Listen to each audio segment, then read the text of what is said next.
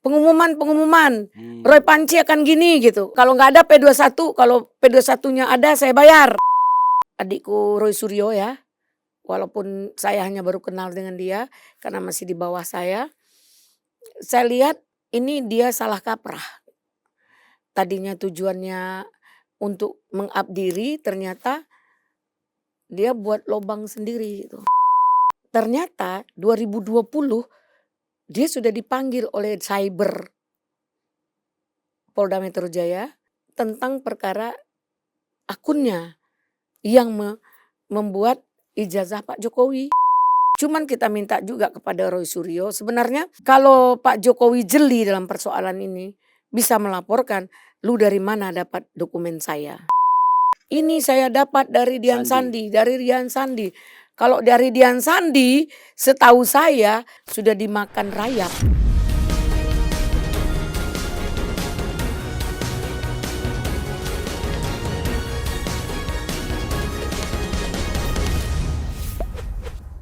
Oke, selamat malam pemirsa cumi-cumi.com. Balik lagi di special interview. Kita lagi bersama bunda kita, the one and only Eli Daneti. Kok senyumnya ditahan-tahan, Bu? Saya kemarin dibully, jadi jerah gitu. Oke, kali ini kita mau ngomong serius, tapi tetap santai, Bu. Ini kan sofa, jadi kayak ngobrol di rumah. Siap. Ibu jangan terlalu, saya jadi takut, sopan kali Ibu. Enggak, santai ya. Nah, Bu Eli ini harusnya hari ini jam berapa ya mau terbang ke Riau ya? Iya. Liburan bersama keluarga di Riau dalam rangka Hari Raya Idul Adha ya, Bu ya? Iya. Jangan lupa nanti rendangnya dibawa kan? Iya. Oke. Kalau bawa daging kan nggak mungkin, darah-darah dia nanti. Ditilang sama pilot nanti.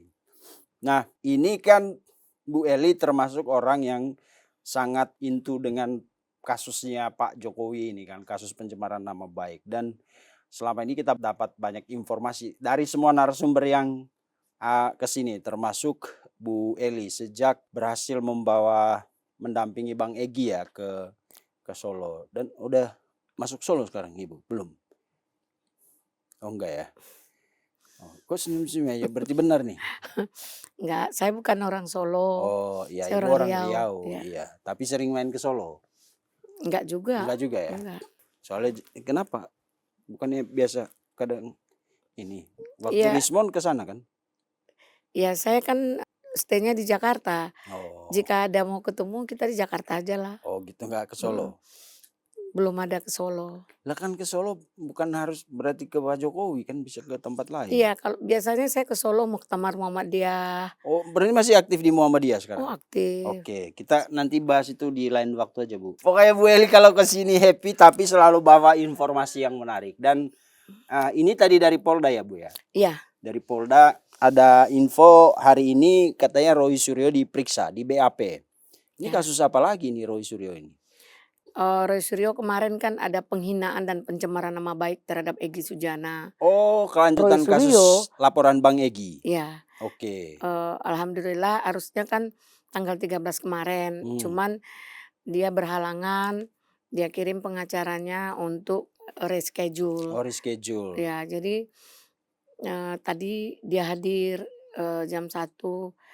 Kalau untuk itu saya salut lah, dia kooperatif ya. Kooperatif ya. Kooperatif. Ya. Jadi hari ini dia masih di BAP, tadi saya keluar dari Polda. Oke. Karena kebetulan saya tadi ke Polda, saya mau gelar perkara dengan perkara saya tentang perkara lain gitu ya. 120, perkara nomor 120. Nah dalam hal ini saya lihat dokumen-dokumen banyak keluar dari kantor gitu. Saya nggak tahu apakah itu dokumen tahap 2 atau dokumen apa, saya nggak tahu. Gitu. Tahap 2 siapa ini? Roy? Ya. Atas laporan Bang Egy? Iya.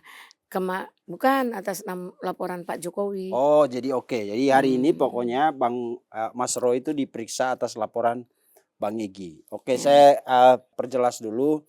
Jadi pemirsa pasti masih ingat bahwa beberapa bulan lalu itu Bang Egy melaporkan 2 orang. Itu Kozinudin dengan Roy Suryo. Nah selama ini kan kita pikir kasus ini udah menguap karena kayak nggak ada pemberitaannya Bu ya. Ya, Ternyata hari ini Roy Suryo di BAP di Polda atas laporan Bang Egy. Lalu ya, bagaimana dengan Kozinudin? Kan laporannya iya. atas 2 orang itu. Kita tadinya kan kalau mereka mungkin ya melakukan minta maaf sama Bang Egy mungkin tidak sejauh ini ya. Oke. Tapi dengan sombongnya Kozinudin bilang, "Mana laporannya? Katanya Hmm. melapor tapi nggak diproses-proses." Mm-mm. Pas dikasih undangan, udah mungkin undangan kedua mungkin ya, Mm-mm. dia belum juga hadir gitu. Oh, kalau dalam hukum ini pembangkangan atau apa? Iya, ya tidak taat hukum lah Tidak gitu. taat hukum. Tidak bertanggung jawab, berarti dia bukan warga negara yang baik Oke. jika dia abaikan panggilan polisi itu gitu. Alasannya apa Bu? Kalau boleh tahu nggak datang? Kalau sekarang ini kita berbaik sangka mungkin dia belum mendapat, undangan tapi Oh. sudah dikirim ke WA dia, tapi mungkin belum sampai melalui alamatnya yang tidak jelas, nggak diketahui Kenapa tidak alamatnya. jelas?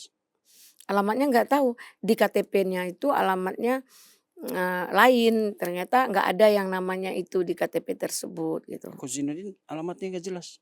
Kan lawyer. Ya, itu makanya yang kita yang nggak tahu alamatnya, kita cari-cari orang nggak juga ada nggak banyak yang tahu Oh, di alamat alamatnya, yang di KTP itu tidak sesuai. tidak sesuai, Mungkin sudah pindah kali Bu. Tapi barangkali. kan dia sering podcast, sering live streaming kadang di YouTube-nya itu.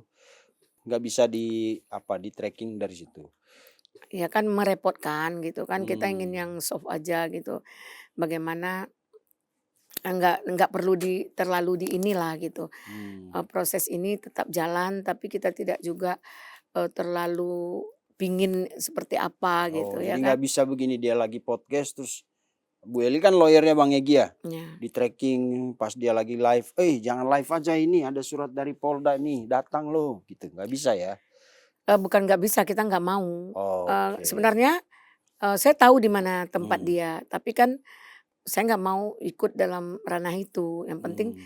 itu kan upaya pihak penyidik mencari alamatnya, Itu tentang laporan Bang Egy. Ternyata kasus itu atau laporan itu memang jalan, masih diproses ya. diproses. Jadi kalau dibilang sudah tidak berjalan atau dihentikan prosesnya, ternyata tidak. Dan hari Iya, ini Roy Suryo mendapat giliran untuk BAP, diperiksa, melakukan BAP ya. iya, Tinggal nunggu Kozinudin. Kozinudin. Oke.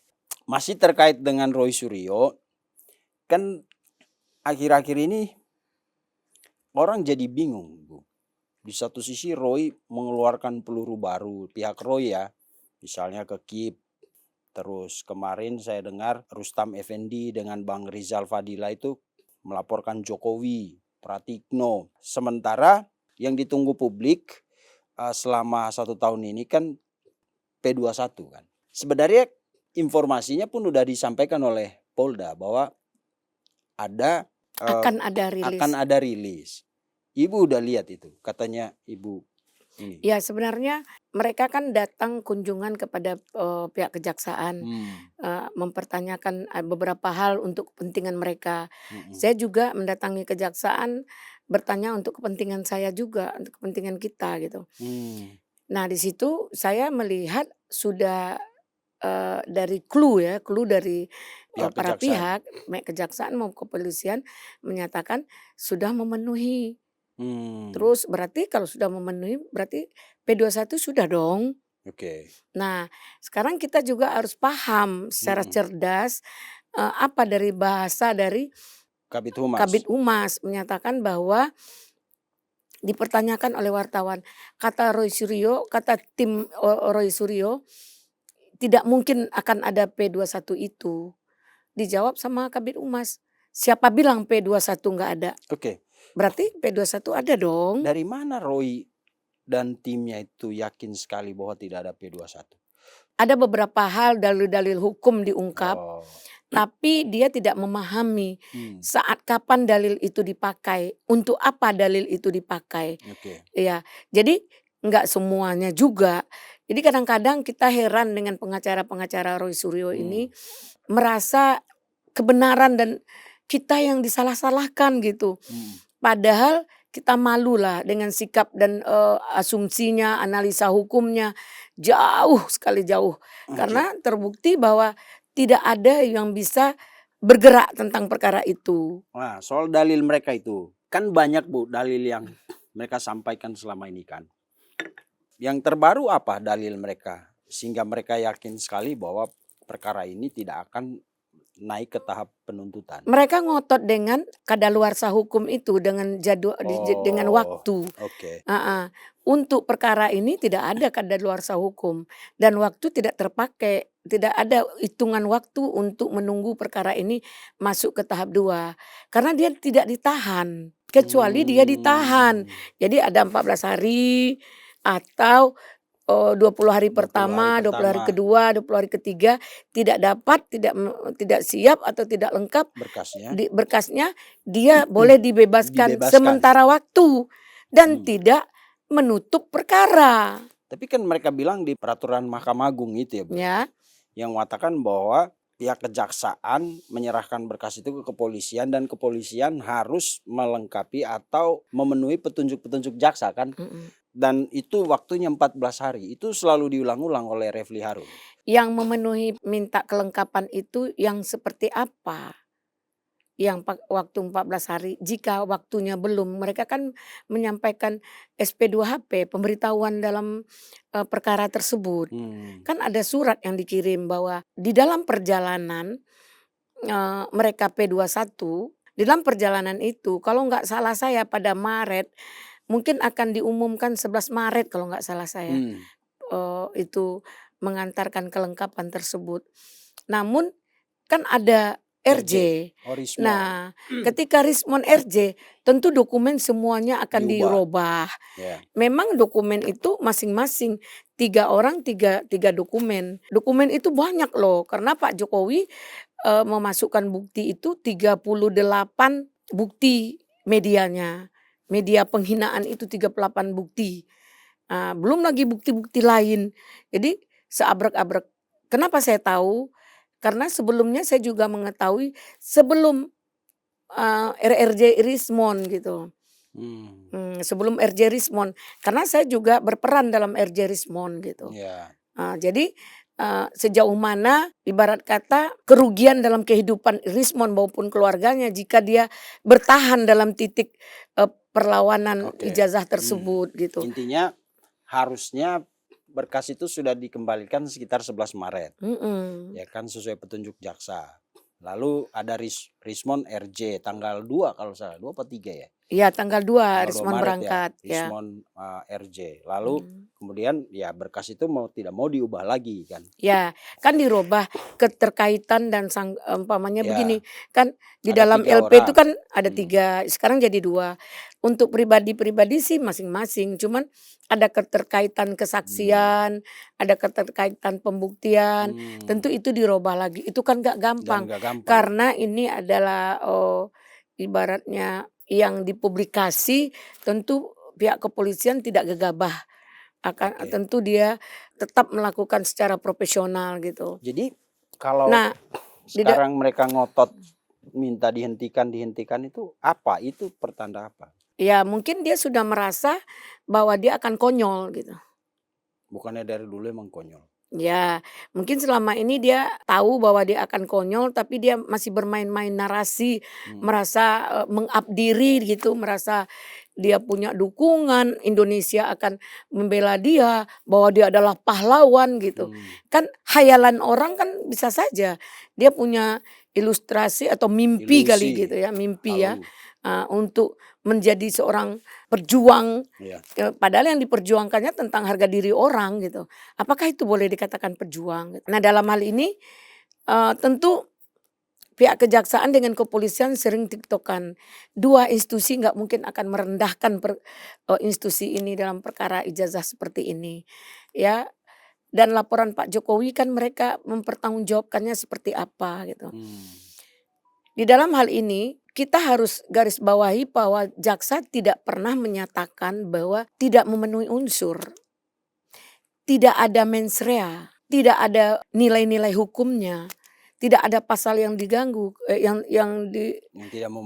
tidak memenuhi pada substansinya semua udah oke, namun ada yang kurang. Tolong kurang dan tolong diperbaiki. Sah saja dong. Ya. Kan tidak dibilang ditolak, bukan ditolak. Ingat ya, mereka ini kadang-kadang tahu tapi pura-pura nggak tahu karena ingin mencoba sensasi, mencari dukungan publik. Ternyata publik muak gitu. Ya. Dan kemudian beberapa waktu belakangan ini mereka juga melakukan upaya baru, yaitu melaporkan tim Pak Jokowi. Nah begini, Lecumanan itu dilaporkan. ya ada 7 orang dilaporkannya. Itu apa dasarnya? Eh, Maksudnya apa kaitannya sama perkara yang sedang berjalan ini? saya rasa kaitannya nggak ada. Dia dengan gampang merendahkan orang, menghina orang, mempermalukan orang, menjudge orang dengan gampang. Kalau dia kita sebut kayaknya kayak orang kemasukan gitu. Kayak orang kemasukan. Coba lihat kalau kita langsung bantah aja dia udah kayak orang ngapa gitu. Nah dalam hal ini saya melihat adikku Roy Suryo ya, walaupun saya hanya baru kenal dengan dia karena masih di bawah saya lihat ini dia salah kaprah. Tadinya tujuannya untuk meng-up diri, ternyata dia buat lobang sendiri gitu. Nah, di mana saya menyampaikan baru tahu kemarin ada keributan di media bahwa dia selalu membawa-bawa ijazah fotokopi Dian Sandi. Oke. Ternyata 2020 dia sudah dipanggil oleh cyber Polda Metro Jaya tentang perkara akunnya yang membuat ijazah Pak Jokowi. Oh, berarti ini yang terbaru. Jadi Ya. kalau selama ini Roy mengatakan bahwa dia meneliti berdasarkan fotokopi ijazah Pak Jokowi yang diupload Sandi yang di sosmed, itu salah. Jauh sebelumnya dia udah melakukan itu. Jauh sebelum itu 2020. Nah 2025 dia udah tersangka kalau nggak salah di take down sama dia. Jadi kemarin waktu Darmawan mempertanyakan ke dia, itu nggak bisa katanya. Nggak bisa mungkin karena udah di take down. Tapi dia nggak tahu sebelum di take down orang udah banyak yang Ya, itu nyimpan. si Irjan salah satunya. Iya. Nah, apa artinya itu, Bu? Apakah itu berarti Roy Suryo lah pelopor atau Provokator. provokator? Maksudnya inisiatif untuk memperkarakan kasus ini itu dari Roy Suryo. Sebenarnya kalau kita lihat, kalau benar itu adalah dari akun Roy Suryo yang katanya pernah dia dipanggil oleh cyber, berarti dia udah melakukan pekerjaan berulang-ulang. Itu bisa juga dia menjadi residivis gitu. Terus satu yang kedua dia ini kan mengelabui orang, menganggap orang itu adalah pembohong, orang itu adalah segala macam. Kalau kita bongkar kebohongan dan kejahatan dan kemunafikannya banyak. Tapi kita kan nggak mau juga gitu. Kita kan bisa mencari informasi juga karena kita kalau selalu mencari kesalahan orang, keburukan orang, kita juga akan dicari juga gitu. Jadi kita nggak penting. Cuman kita minta juga kepada Roy Suryo. Sebenarnya kalau Pak Jokowi jeli dalam persoalan ini, bisa melaporkan, lu dari mana dapat dokumen saya? Kalau yang dari Dian Sandi, diakui Pak Jokowi, biarin aja. Mau dokumen saya mau nggak, udah diizinkan Pak Jokowi berarti. Tapi yang tahun 2020 Pak Jokowi bisa tanya, mengungkit data pribadi seseorang itu kena undang-undang loh. Itu pencurian data pribadi? Iya, nggak bisa. Jadi kalau memang ini akan diangkat, dia mendapatkan hukum yang berlapis. Ya, tuntutan berlapis ya. Ya. Nah, yang tadi dia dipanggil cyber kepolisian, itu Polda atau Mabes, Bu? Di Polda. Nah, dipanggil cyber Polda itu pada saat kasus ini ditangani Polda atau sebelumnya? Sebelum. Oh, jadi sebelum heboh perkara ini, sebelum Pak Jokowi melaporkan, Ya. itu Roy sudah pernah dipanggil cyber. Ya. Gara-gara postingan dia tentang ijazah itu. Ya. Jadi dia udah minta maaf. Oh, sudah minta maaf Iya, pula? ini yang saya tahu ya. Hmm. Mungkin yang saya tidak tahu, mungkin banyak itu yang saya tidak tahu juga nggak mungkin saya sampaikan. Yang saya tahu saja seperti itu. Dan flash disk akunnya itu masih ada di cyber.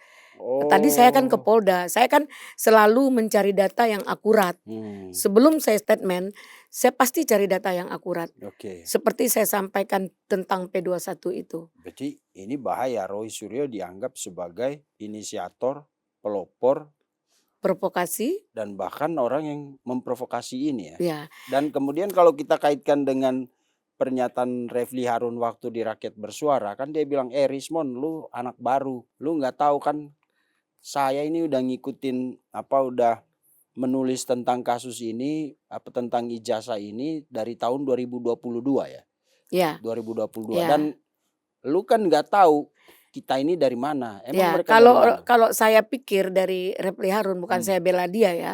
Refli Harun ini sebagai media mungkin dia diberi info oleh narasumber, ya bisa saja. Tapi Dari tahun bisa 2000 nggak dikaitkan misalnya Roy dari 2020 ketemulah sama Refli di 2022. Karena kan ini kan selama ini jadi kayak puzzle yang terlepas kemudian orang bisa ngait-ngaitin. Oh, ternyata Roy itu pernah dipanggil cyber Polda Metro Jaya terkait postingan dia ijazah Pak Jokowi tahun 2020. Ya. Lalu tahun 2022 Refli mengaku dia sudah mengetahui tentang kasus itu. Ya, Dan untuk hal ini kita kan tidak Refli Harun hanya ngomong sebatas itu. Apakah ijazah yang mana kita nggak tahu karena tahun 2022 kasus ijazah ini sudah jalan tapi tidak S1. Nah, tapi itu kan sudah ingkrah ya. Nah, untuk yang S1 ini kita kenapa menganggap bisa memprovokasi adalah Roy?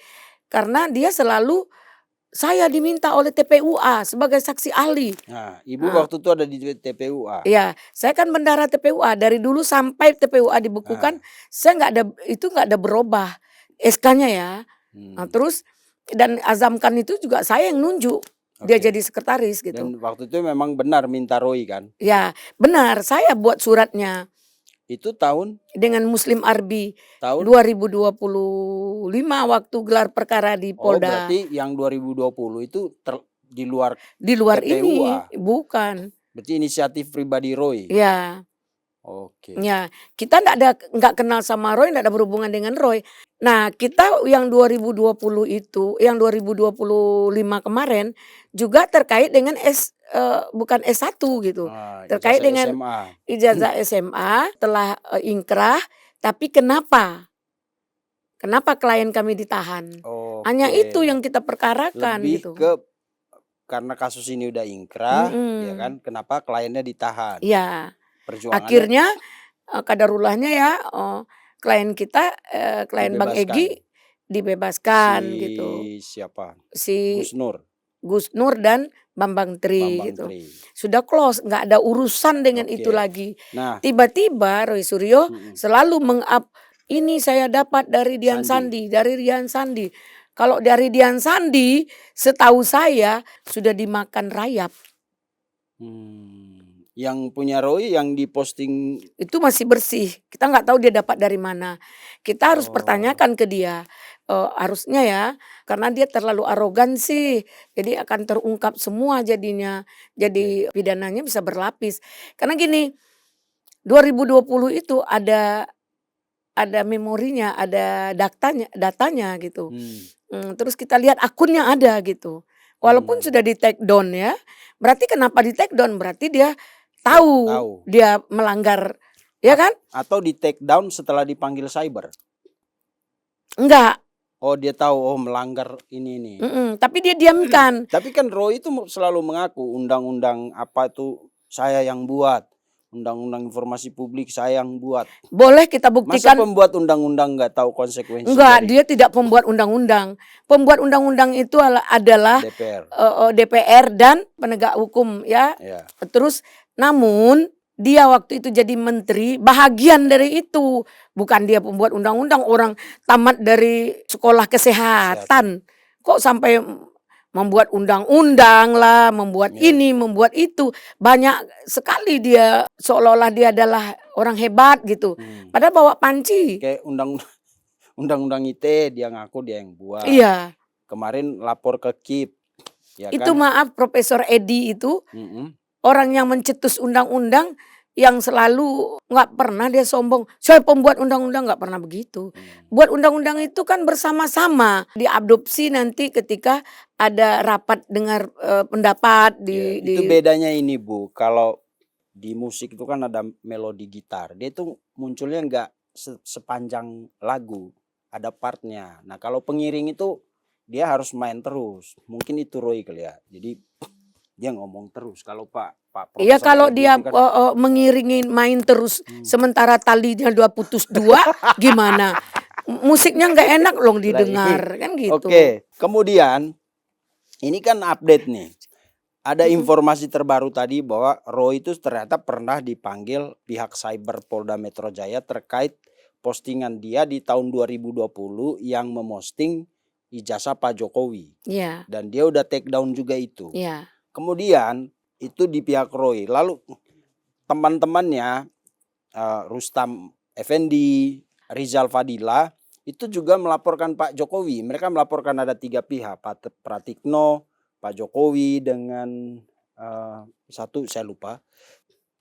Terkait mereka curiga bahwa yang memanipulasi ijazah Pak Jokowi itu adalah Pratikno. Pratikno lah yang buat ijazah itu.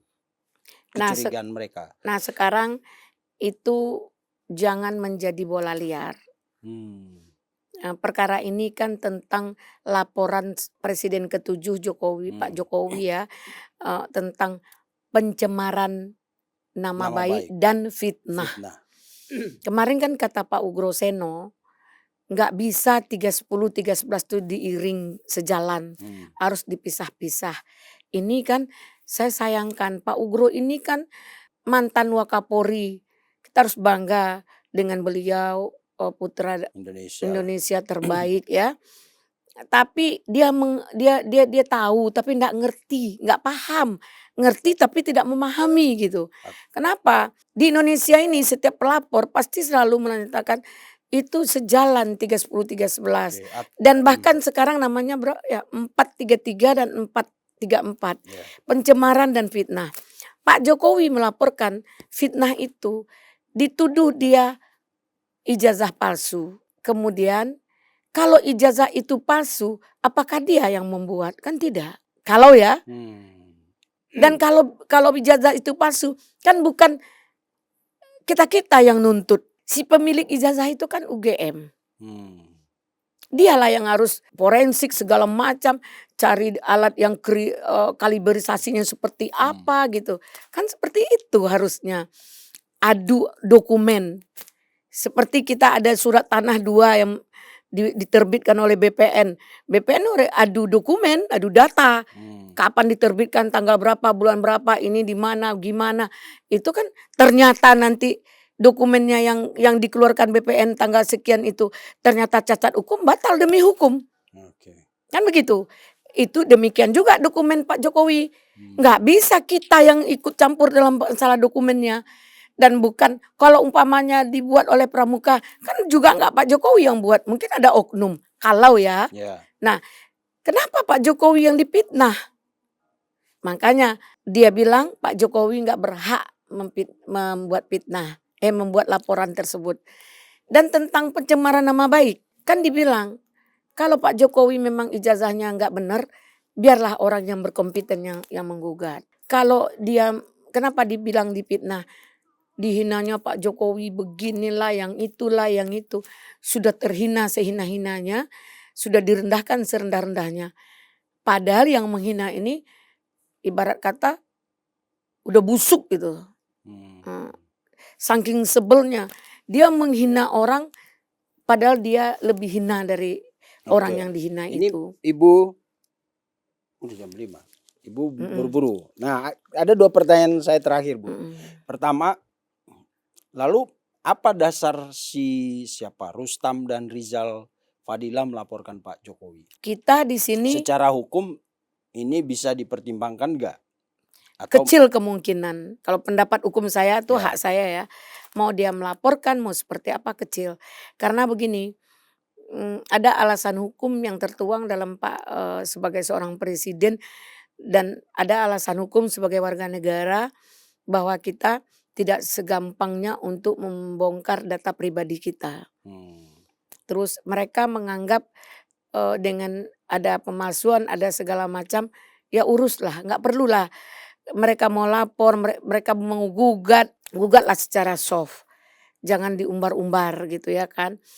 Nah ini yang terjadi, mereka umbar, mereka mereka ini, kan timbul pidana baru gitu. Hmm. Jadi kadang-kadang kita ini coba berpikir itu bersama-sama. Apa langkah kita ini, di mana titik baiknya, di mana titik jeleknya. Kalau besar mudarat daripada manfaat, tundalah. Hmm. Kalau besar manfaat daripada mudarat, laksanakan. Lanjutkan. Jadi jangan merasa, oh ini bisa, jangan begitu ya. Padahal nggak paham. Padahal nggak paham gitu. Hmm. Nah, seperti ya saya berkali-kali menyampaikan seperti Gopur, dia rendahkan itu Pak Jamada Girsang. Jamada Girsang. Yang senior saya aja hormat dengan dia. Yang pengacara baru kemarin kok malah merendahkan. Hei kamu sudah senior, kamu nggak ngerti dengan somasi. Masa pidana kamu somasi? Kan memalukan. Dia ditanya apa itu somasi, dia nggak ngerti. Nah artinya jangan merasa pintar argumen, kita udah menjudge orang gitu. Mau nantang-nantang orang gitu. Jadi ini yang nggak boleh gitu. Etikanya itu nggak boleh. Lihatlah kita bercontoh kepada tokoh-tokoh nasional ya. Yang elegan, yang jarang tampil cuap-cuap ke media. Kalau memang tokoh-tokoh DPR RI apa itu, dia punya waktu, punya sarana, Iya. punya Media, bahan, punya kekuasaan, bahan yang harus dia sampaikan. Setiap langkah perbuatannya dia mediakan, mungkin lebih elegan gitu. Iya. Tapi dia tidak lakukan karena untuk profesionalitas seorang DPR itu atau menteri-menteri itu tidak harus di-up gitu. Oke. Jadi merasa kita viral, apakah kita banyak pengikut? Kan enggak juga. Nah, jadi enggak harus yang membuat etika seseorang itu direndahkan kita lakukan gitu. Oke. Pertanyaan terakhir. Kan isu P21 ini hampir dari 3 minggu lalu. Ya, tanggal 8 kalau nggak salah saya. Iya. Sampai sekarang belum dirilis. Sebenarnya ada apa? Kan sekarang ada isu, bahkan kemarin Pak Suhadi konon menyatakan sempat ketemu Pak Jokowi, lalu Pak Jokowi agak kesal lah kenapa P21 itu kesannya kayak berlarut-larut. Kan isunya dari 8 Mei kalau tidak salah ya. Akan P21, akan P21, akan P21. Nah, kenapa sampai sekarang belum ditetapkan? Apa nunggu Idul Adha dulu? Mungkin Pak Jokowi marah, mungkin terpancing dengan pertanyaan ya. Kalau kemarin itu saya dengar, jangan didesak P21. Ini langsung dari mulut Pak Jokowi saya dengar ya. Jangan didesak P21, biarkanlah Polda itu bekerja sesuai porsinya. Dia lebih mengerti dan lebih tahu. Jadi mungkin dengan hal seperti ini Polda juga melihatkan kekuatannya bahwa dia tidak diintervensi. Pihak jaksa juga tidak diintervensi. Walaupun Pak Jokowi adalah mantan presiden, dia tidak diintervensi. Bagi saya melihat ada langkah-langkah hukum yang akan dilakukan oleh pihak kepolisian. Kan kita udah bilang, udah melihat bahwa itu P21 itu akan dirilis. Kalau kita cerdas, berarti sudah ada P21 itu. Nah, kenapa nggak dirilis? Nah, kita kan nggak tahu seperti apa cara merilisnya. Apakah perlu dirilis, kemudian baru tahap 2, atau langsung tahap 2, atau seperti apa? Tentu mereka punya ukur, punya tolak ukur, punya standarisasi seperti apa. Karena ini perkara yang seperti apa. Jadi bukan ngegampangin gitu, dan bukan ini juga bukan sulit, enggak, udah jelas. Penghinaan yang berulang-ulang dilakukan oleh seorang Roy Suryo, cuap-cuap dengan merendahkan orang itu kan sebenarnya orang harus ditangkap, sebenarnya sudah meresahkan gitu. Oke, jadi menurut Ibu ini akan P21 dan P21 itu udah ada. Ya, saya menyampaikan seperti ini. Kemarin saya dibilang, jangan percaya sama Ibu Eli Danetti karena dia menyatakan minggu ini P21. Saya bilang P21 itu 1000% ada. Tapi insya Allah minggu ini dirilis. Insya Allah. Ternyata kan belum dirilis. Loh, saya kan tidak berjudi, dibilang kata Pak Ugro Seno itu kan judi. Enggak lah. Ketika saya ada seorang wartawan dari Cumi ngomong ke saya, Bu, benar ada P21. Kata pihak dari sebelah, P21 itu tidak akan ada. Terus saya sampaikan, kalau tidak ada, saya bayar 10 juta. Yang saya bayar kan, yang nantang saya kan media. Yang saya bayar kan media yang nanya saya. Bukan saya mengadakan sayembara seperti gini. Pengumuman, Roy Panci akan gini gitu. Kalau nggak ada P21, kalau P21-nya ada saya bayar. Baru itu. Ini kan tidak. P21 itu kan bukan kita yang buat, kan jaksa. Nah, jaksa memberikan kepada kepolisian, polisian mau rilis mau apa kan itu hak kepolisian. Kan dia menentukan kapan waktunya, apa yang harus dilakukan, itu kan kewenangan dari pihak kepolisian. Jadi, nah, kalau dia bilang P21 tidak ada, tak mungkin. Kenapa saya bilang tidak mungkin? Kenapa saya berani 1000%? Kalau P21 tidak ada, kenapa harus ada RJ? Apa hubungannya kata Nah, kalau ingin lepas dari perkara ini, RJ lah. RJ kan minta maaf, berarti keluar dari perkara. Yang tidak RJ kan tidak bisa, harus P21. Ya, masuk akal. Ya, yang tidak RJ harus P21. Nah, yang disampaikan Pak Ugro kan beda lagi. Satu RJ semua lepas. Nggak bisa. Oke. Ya, itu berarti dia. Ibu yakin ada bakal P21 berdasarkan pertimbangan atau logika hukum, atau Ibu sudah melihat berkas itu? Saya jangan senyum-senyum. Saya begini ya, nanti dibilang, oh Polda bocor. Ya enggak, kan clue-cluenya sudah ada. Misalnya. Jadi saya hanya belajar jadi orang cerdas, menanggapi dari statement-statement mereka gitu, dan barang-barang yang sudah di drop gitu. Saya ikutin. Saya nggak mau juga kecolongan. Dalam P21 ini, dalam perkara ini, saya saat ini sangat tertekan. Kenapa kok Ibu yang tertekan? Ya, saya sangat tertekan karena saya ada imbas dalam persoalan ini. Apa imbas apa itu? Ada. Nanti setelah dirilis atau P21-nya langsung tahap 2, kita kan nggak tahu ya. Apakah langsung tahap 2 ataukah dirilis dulu atau seperti apa. Itu kan haknya Polda. Tapi saya seneng P21 itu pasti ada. Kenapa? Dari statement yang dilakukan oleh dilontarkan oleh Kabid Humas Kabid tadi. Humas. Siapa bilang P21 tidak ada? Berarti ada. Berarti tinggal ada. Menunggu waktu. Tunggu rilisnya. Akan ada kejutan. Itu. Jadi itu kita harus cerdas. Saya tadi sengaja nanya itu karena Ibu Eli ini kan kadang-kadang suka masuk ke tempat orang yang nggak masuk. Kayak waktu itu ijazahnya Pak Jokowi waktu ditunjukin di Polda kan Ibu tiba-tiba nyelonong aja jarinya kan, sehingga tahu ada embos. Disorak-sorak sama orang. Nggak boleh, marah itu pengacaranya Pak kan Jokowi. Katanya berkas P21 itu pasti. Kali aja kan berkasnya udah ada, tapi orang kan mungkin gak lihat, tapi Ibu Eli yang lihat gitu. Begitu. Ya yang penting P21 itu sudah ada. Saya yakin dari clue-clue yang dilakukan oleh pihak Polda Metro Jaya, termasuk Kabid Humas. Itu aja. Saya yakin 1000% pihak P21 itu pasti ada. Nggak mungkin nggak ada Pak, karena ini kepastian hukum buat Pak Jokowi. Dan kalau mereka cerdas. Buat Pak Jokowi, buat Roy juga. Nah, kalau mereka pengacaranya cerdas, harusnya dia dorong P21 itu supaya ada kepastian hukum, cepat sidang, cepat ada keputusannya gitu. Betul. Cepat hitam putihnya seperti dan apa. mereka juga udah bisa beristirahat, kalau ada isu lain main isu lain lagi ya. Ini ya, jangan ini ke ini aja udah basi gitu ya kan. Kita capek juga bahasnya.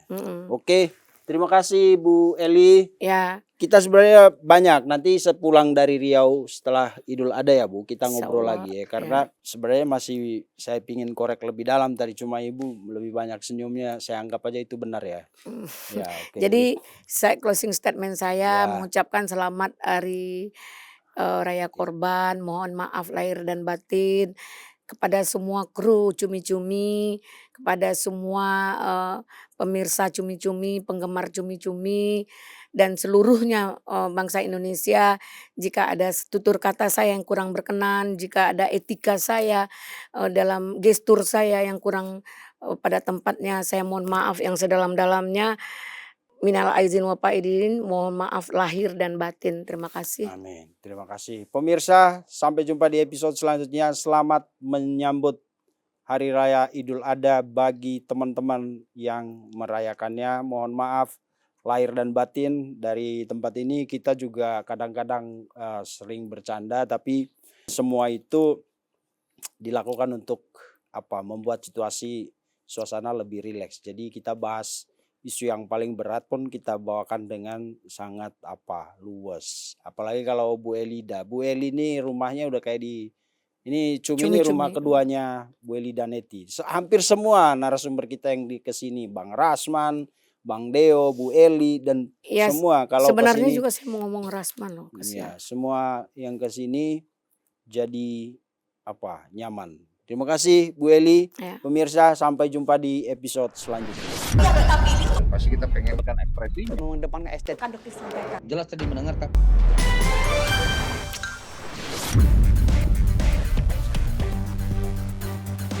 Terima kasih sudah menonton. Jangan lupa like, komen, share, dan subscribe video cumi-cumi.com.